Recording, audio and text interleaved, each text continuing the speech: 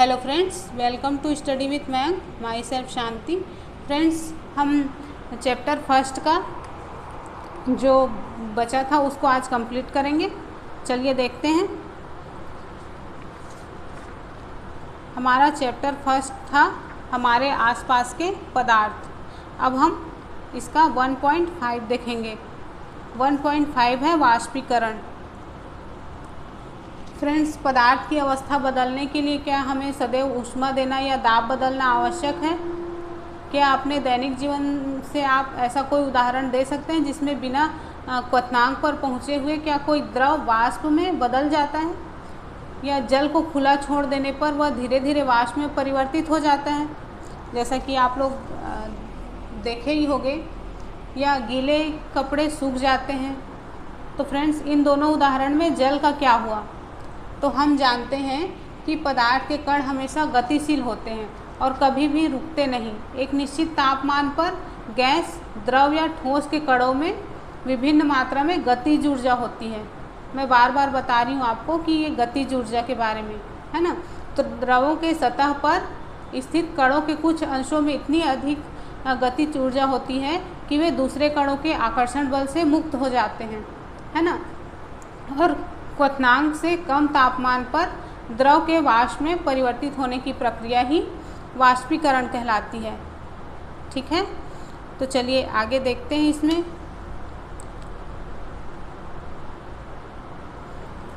पहले मैं वाष्पीकरण की परिभाषा ही आपको बता देती हूँ, डेफिनेशन क्या है।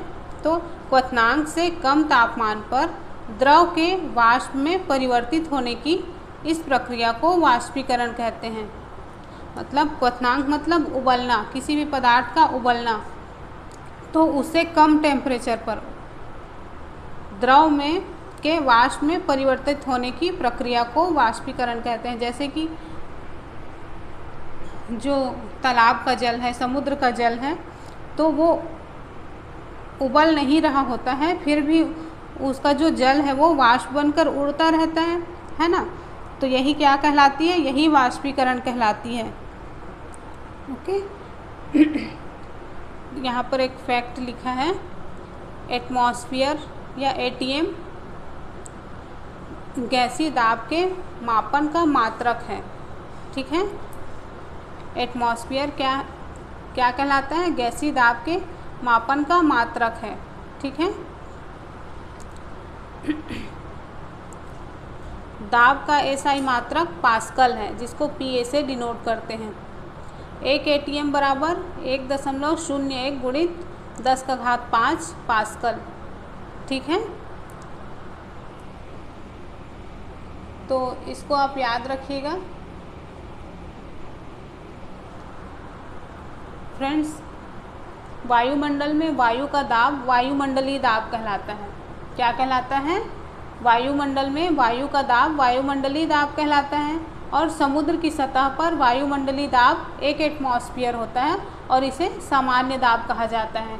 ओके, तो ये आप याद रखिएगा। चलिए आगे देखते हैं।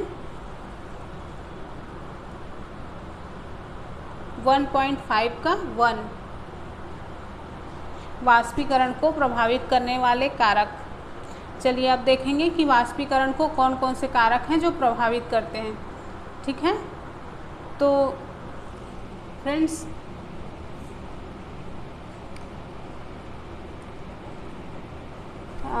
वाष्पीकरण की दर निम्नलिखित के साथ बढ़ती है। मतलब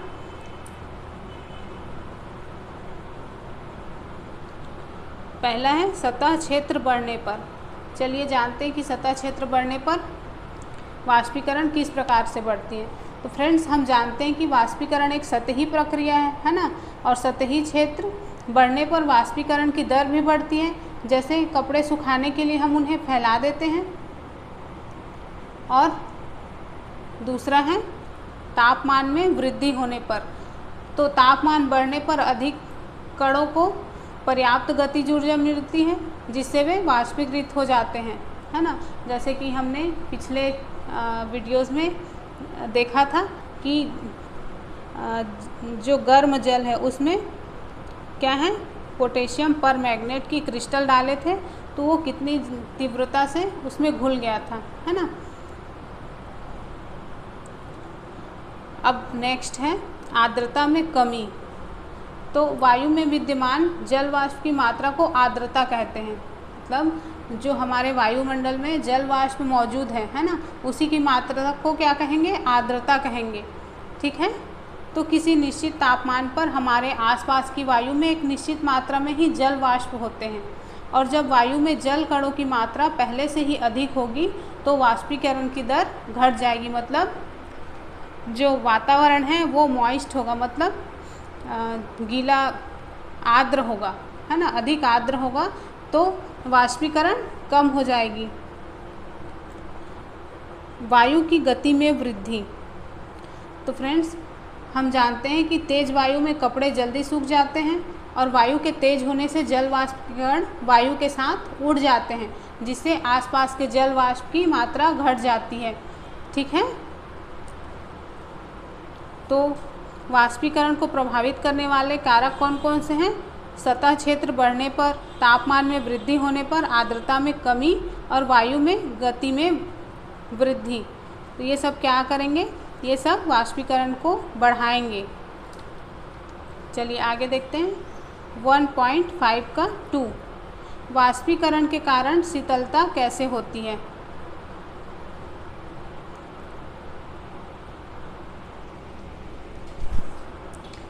फ्रेंड्स, खुले हुए बर्तन में रखे किसी द्रव मतलब या जल में निरंतर वाष्पीकरण होते रहता है। जैसे कि हमने पिछले क्लासेस में पढ़ा है कि हम अगर एक बाल्टी में पानी रख दें तो उसके सतह से जल का वाष्प के रूप में निरंतर क्या होगा? वाष्पीकरण होते रहेगा, है ना। और वाष्पीकरण के दौरान कम हुई ऊर्जा को पुनः प्राप्त करने के लिए द्रव के कण अपने आसपास से ऊर्जा अवशोषित कर लेते हैं। इस तरह आसपास से ऊर्जा के अवशोषित होने के कारण ही क्या होती है? शीतलता होती है। ठीक है।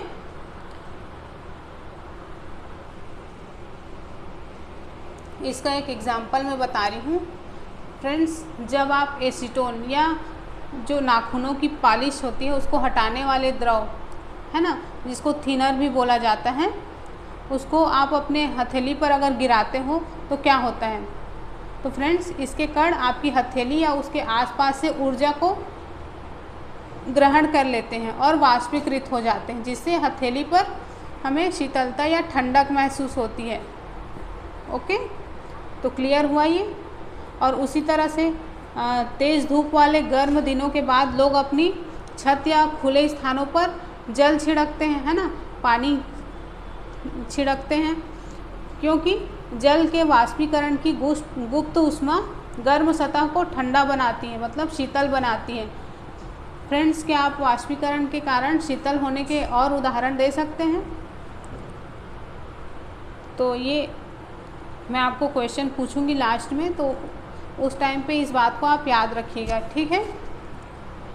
चलिए यहाँ पर हम एक फैक्ट देखते हैं। गर्मियों में हमें सूती कपड़े क्यों पहनने चाहिए? आप सबको पता है सूती कपड़ों में जल का अवशोषण अधिक होता है, इसलिए हमारा पसीना इसमें अवशोषित होकर वायुमंडल में आसानी से वाष्पीकृत हो जाता है। ठीक है फ्रेंड्स, जो शारीरिक प्रक्रिया है इसके कारण गर्मियों में हमें ज़्यादा पसीना आता है, जिससे हमें ठंडक मिलती है। मतलब हमारे शरीर में पसीना आता है तो जब हवा चलती है तो इससे पसीना जो है हमारे शरीर को ठंडा करता है और हमको ठंडक महसूस होती है ना। तो जैसा कि हम जानते हैं कि वाष्पीकरण के दौरान द्रव की सतह के कण हमारे शरीर या आसपास से ऊर्जा प्राप्त करके वाष्प में बदल जाते हैं। ओके, और वाष्पीकरण की प्रसुप्त ऊष्मा के बराबर ऊष्मीय ऊर्जा हमारे शरीर से अवशोषित हो जाती है, जिससे शरीर ठंडा हो जाता है।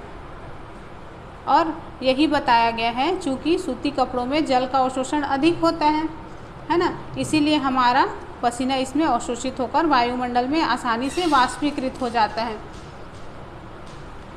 चलिए आगे देखते हैं।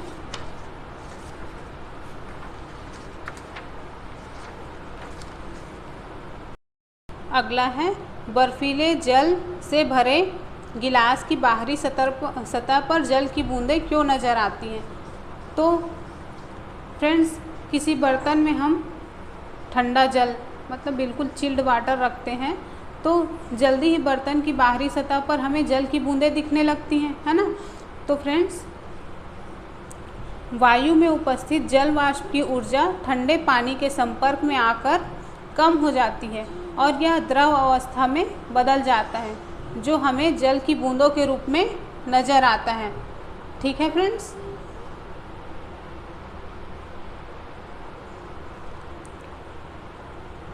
फ्रेंड्स, यहाँ पर आपका 1.5 कंप्लीट हो गया। अब हम क्वेश्चन देख लेते हैं।